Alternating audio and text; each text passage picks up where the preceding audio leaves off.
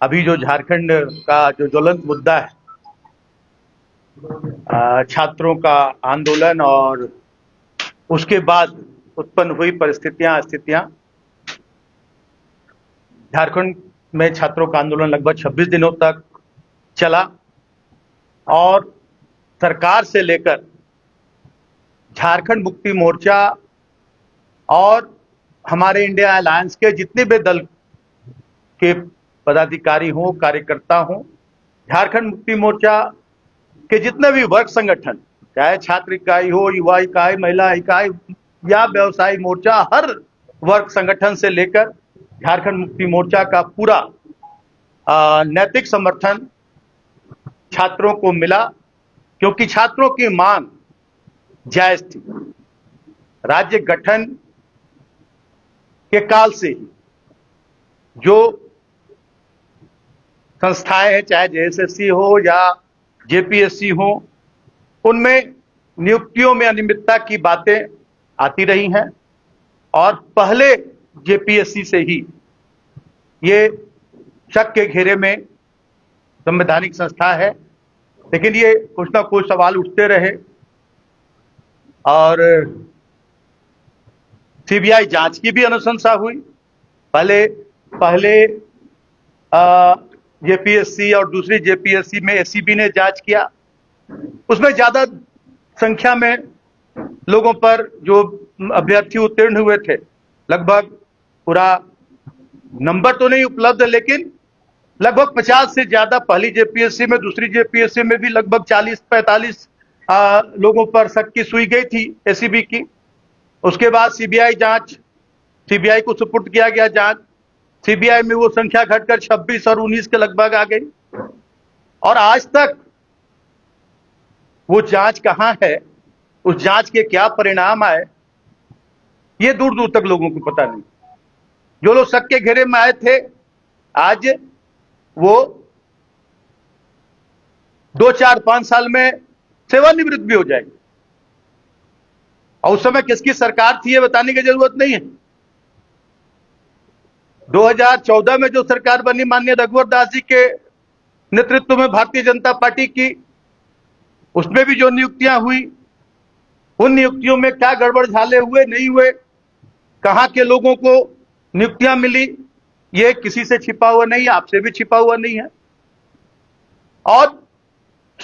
अभी जो 26 दिनों तक छात्रों का आंदोलन जो यहां चला,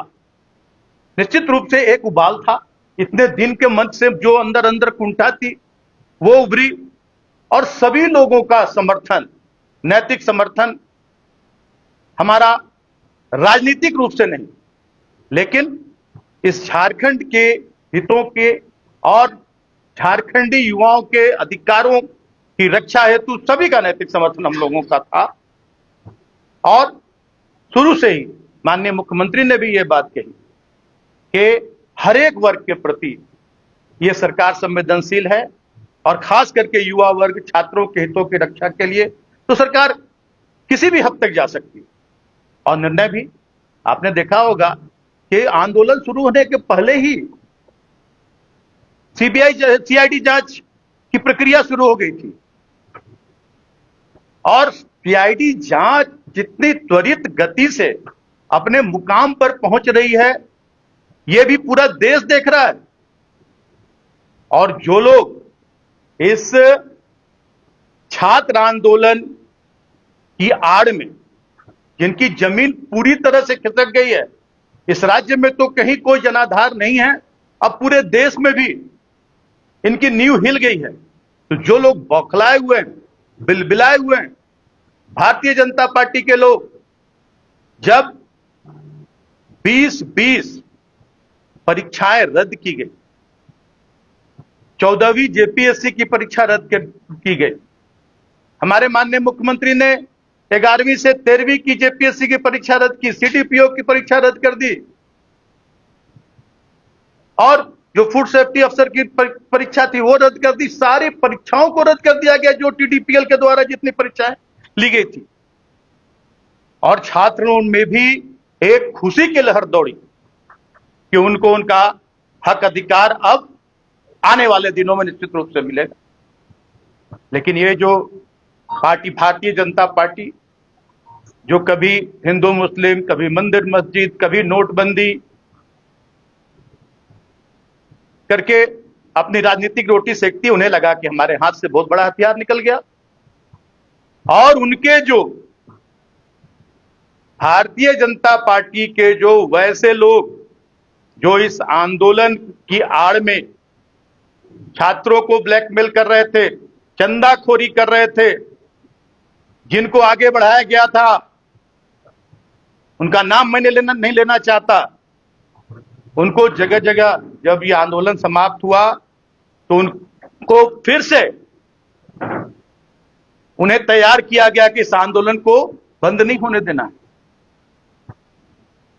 मामला न्यायालय में गया। न्यायालय में भी जो हमारे विपक्ष के साथी हैं भारतीय जनता पार्टी के लोग,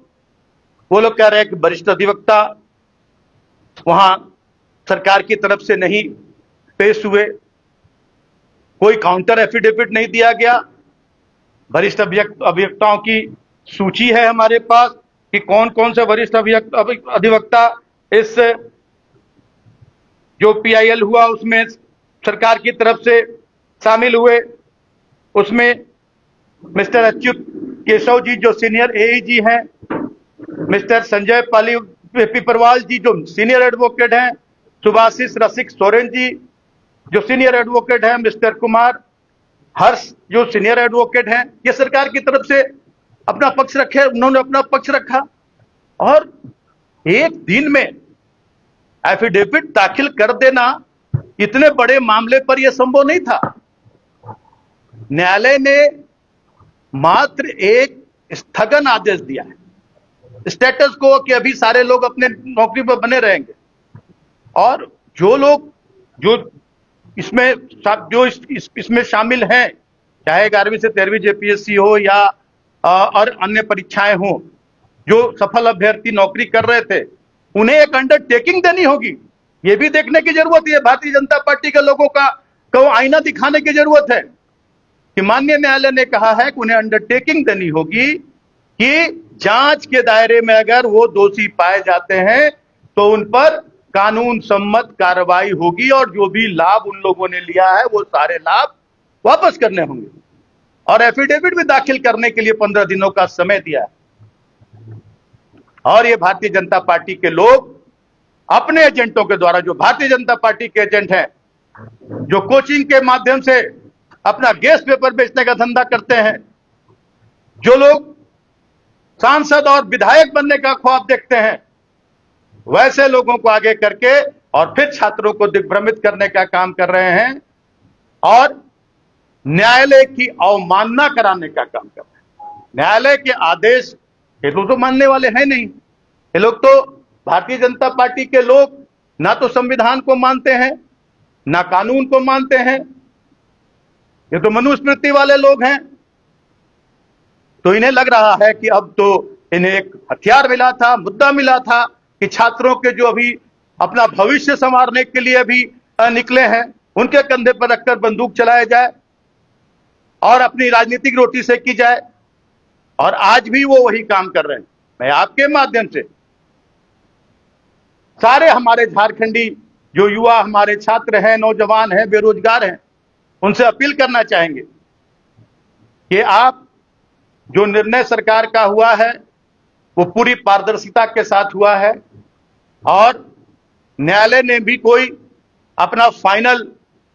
वर्डिक्ट नहीं दिया है, एक स्टे मिला है। और एफिडेविट सरकार 2014 से कम अभी तक जहां भी जो गड़बड़ झाला हुआ है, जहां भी अनियमितताएं हुई हैं, माननीय मुख्यमंत्री ने कितनी बड़ी बात कह दी कि अगर हमारे दरवाजे तक भी शक की सुई आती है, इस जांच के घेरे में हमारा मुख्यमंत्री आवाज भी आता है, तो 2400 घंटे माननीय मुख्यमंत्री का दरवाजा सीआईडी के लिए खुला हुआ है, कभी भी आकर और जांच कर सकते। कितने लोग, 2 दर्जन से ज्यादा लोग जेल की सलाखों के पीछे हैं। सारा कुछ दूध का दूध, पानी का पानी हो रहा है। और ये भारतीय जनता पार्टी के लोग जो हमेशा, जिन्हें राज्य हित से कोई लेना देना नहीं है, देश हित से कोई लेना देना नहीं है, वो घटिया राजनीति, ओछी राजनीति करते हैं। ये लोग बाज आए और हमारे जो छात्र, नौजवान, जो युवा हैं, वो अपने युवा मुख्यमंत्री पर पूरा भरोसा रखे, विश्वास रखे। किसी से उनका हक नहीं छीना जाएगा, अधिकार नहीं छीना जाएगा और सभी को उनकी योग्यता के अनुसार उनका हक मिलेगा, अधिकार मिलेगा। और भारतीय जनता पार्टी के लोग जो अपने 2-4 लोगों को, किसी को कहते हैं कि हम सिमरिया से चुनाव लड़ा देंगे, किसी को हुसैनाबाद से चुनाव लड़ाने का सपना दिखा रहे हैं, उन लोगों को हथियार बनाकर और उन लोगों के बहकावे में ना आए। कोई कहीं और से विधायक बनना चाह रहा है छात्रों के आंदोलन की आड़ में, तो ऐसे लोगों की बहकावे में ना आए। सरकार पर भरोसा रखे, न्यायालय पर भरोसा रखे, पूरी तरह से उन्हें न्याय मिलेगा। और भारतीय जनता पार्टी का जो कुत्सित प्रयास है, इसमें इसके सहभागी हमारे यहाँ के नौनिहाल, यहाँ के हमारे युवा, यहाँ के हमारे छात्र न बने, यही अपील आपके माध्यम से हम करना चाहते हैं।